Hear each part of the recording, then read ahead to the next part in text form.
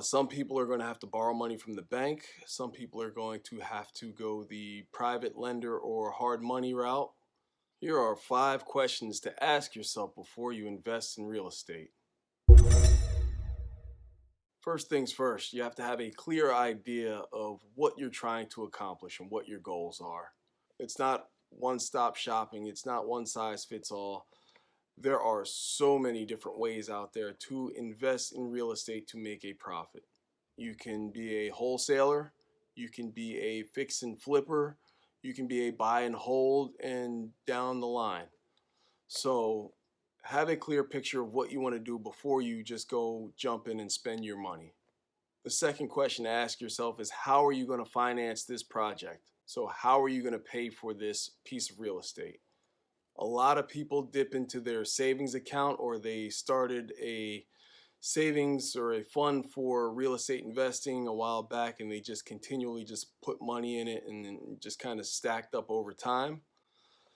Some people are going to have to borrow money from the bank. Some people are going to have to go the private lender or hard money route.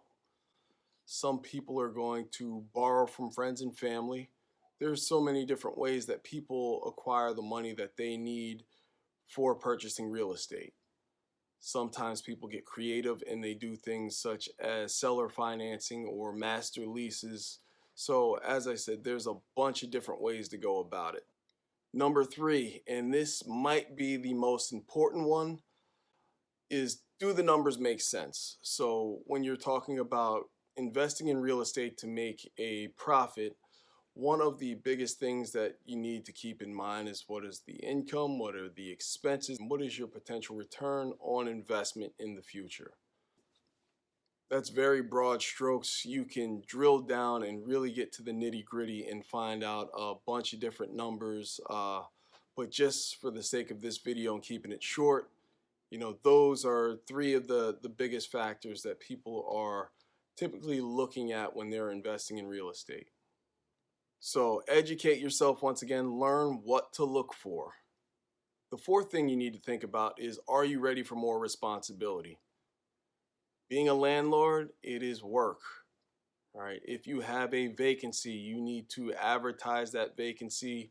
You need to screen tenants. You need to perform maintenance. You have to either hire a property manager or pick up the phone every time tenants call with issues.